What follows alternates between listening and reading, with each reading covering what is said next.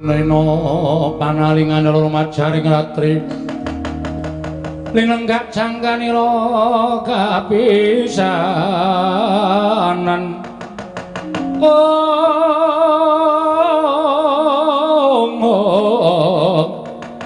linenggak jangganira kapisanan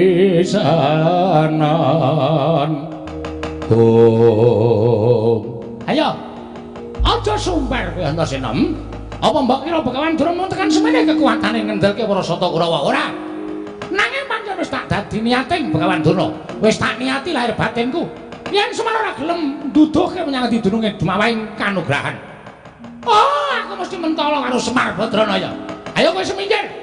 Yen ora kepengin dadi banten, ora kepengin tekani pati, kowe seminggir Antasena. Sik, Mbah. Aku percaya Simbah nek wis ngasta Cundha Manik kuwi pancen wis ora ana tandinge, ora ana tunggaling. Aku ngandel. Ning nuwun sewu. Sampeyan nduk nalika nampa Cundha Manik kuwi rak diweling karo dewa to. Cundha Manik kuwi iso tamake karo sawijining wong sing sak timbang, sak bobot kekuatane karo Cundha Manik. Nek pusaka kuwi tibake karo wong sembarangan, tegese kekuatane ora sak timbang, sak bobot karo Cundha Manik. Cundha Manik kelangan kekuatan. Monggo Antasena wis dipasrahi karo kakekne Semar kon jaga katentreman Karang Kadempel.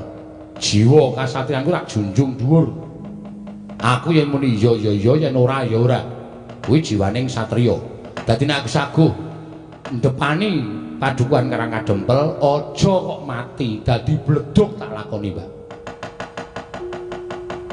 Ora nek pancen Simbah mentolo karo aku, Batenana, nyok. Aku ora apa-apa lahir batin. Ikhlas. Aku urip ora le tuku, ora le njaluk, ora le utang. Ming sak derma urip diparing karo sing gawe urip dene patiku lumantar Cundha Manik. Aku ora apa-apa, malah bungah dene patine Antasena. Dadi lantaranku mati ya kuwi simbahku sing tak tresnani Simbah Durna. Wis ketamakno. Gage. Ning pomo dipomo eling dieling. Nek nganti aku mati monggo iku keh sing padha mresani. Kawula sak Karang Kadempel do weruh kabeh. Panakawan do ngerti kabeh. Aku mati ana sing mlayu ning Jodipati ladul karo bapak. Nek Antasena dipateni karo Simbah Durna, perkarane ora usah dadak ana perkara piye-piye nek bapak ki nek ngerti anake dipulasara karo wong mesti ora trima. Mergo salukaning para sepuh nek arep netangi kampurkaning wong lanang ki siji bedangen bojone, loro bebedanen anake. Kuwi wong lanang mesti muntap. Monggo aku tok bebeda, aku tok pateni, bapak mesti muntap. Bapak muntap mesu goleki sampeyan, wis ora percaya karo sampeyan. Wis ora percaya karo Begawan Durna. Kabeh ngene balekke kowe, Werkudara karo Durna mungsuh. Nyok, Batenana. Aku Batenana sisan. Wis wis. Salokaning para pinter nyebutake nek kepengin netangi kamurkane wong lanang siji bedangan bojone, loro bebedanan anake. Aku wis nglakoni kuwi. Aku SMS bojone Petruk konangan. Aku doyak nganggo linggis karo Petruk. Kaya ngono dadak domongke nang kene. Jempolmu ki ora. Wong kok senengane babar wirang karo aku. Oh, Mbah. Ning kosok baline aku mau ora crita, Bagong mau wis crita karo kowe bab perkara ampuh, urane pusaka iku ora saka sing duwe, ning saka sing gawe urip. Pusaka ki tamake dadane Antasena, Antasena ora apa-apa, kosok baline ana wong tuwa tak ingel-ingel, ana wong tuwa tak gawe wirang ning Karang Kadempel. Semori reseka balik titiyoni gandayani.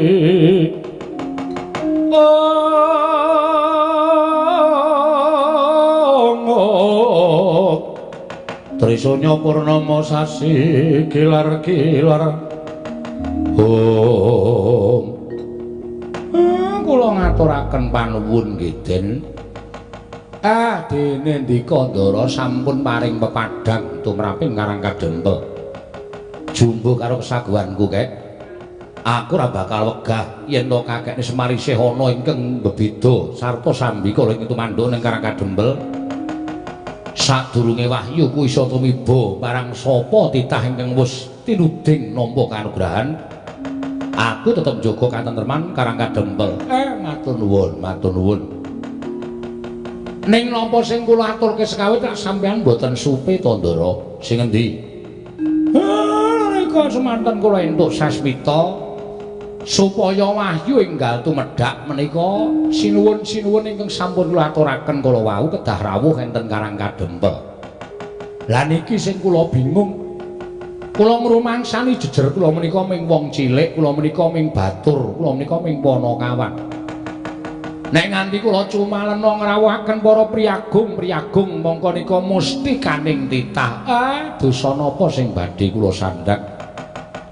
Mula kula nyuwun iga pertikele ndara-ndara kula. Ngene wae. Kakene Semar ora sandadak tindak ning ndi lenggah prayoga ning Karang Kadempel. Terus aku tak sowan ana ing negara Ngamarta. Tak ngaturi rawuhing Siwa Darma Kusuma. Lah nek ingkang duka, ingkang bapak duka, pripun, Ndara? Aku tak matur apa anane ngembet karo kahanan iki. Terus ranane supaya sami kersa rawuh teng Karang Kadempel, kuwi nganggo caraku, ora usah kuwatir. Kula jaluk ampun dadi perkara lho, Den. Ora. Upama dadi perkara aku sing bakal nanggung. Nggih, kula manut. Yen pancen Dimas Antasena budal marang Negara Ngamarta, Siwa Semar aku tak budal marang Ndarawati. Ujupe tan prabeda kaya dene Dimas Antasena. Ning wangsul malih kula atur kula sekawit nek enten apa-napa kula ora ngojo-ojoki kula ora njaluk tulung. Ning niku igo sampeyan. Yo, wis aja kuwatir, aku sing nanggung. Nggih, matur nuwun. Aku tak budal ning Mandura. Tak sowan Kanjeng Baladewa Siwanayantaka. Ndara Antarja nggih mboten kula ya ora njaluk lho, kula ora utusan, kula ora kongkonan, kula ora kepengin ngereh kalih ndara-ndara kula ning niki igo pertikel sampeyan. Ya, nek ana apa-apa tak tanggunge dhewe. Ora usah kuwatir Siwa Semar. Matur nuwun. Ning aku njaluk supaya ana kancane greneng-greneng ning dalan. Garing ben melu aku. Waduh. Nala Garing melu. Nggih, ngestaken dawuh. Petruk melu aku. Nggih, siap. Bagong melu aku. Waduh, liwat dron bumi iki, Tru. Wis genah ra ana bakul. Dron bumi kok kono ana bakul sak dodolan mayit apa piye ora mah. Ngeleh iki. Ya wis ra apa-apa. Bejane dhewe-dhewe kok. Do melu ndaramu ning aja lali karo kewajiban ya, Tole. Mampira ngara ramba. Padha nglakoni kewajibane, mengko nek ispurna kewajibane terus ndereke ndaramu, ngestake dawuh, Bapak.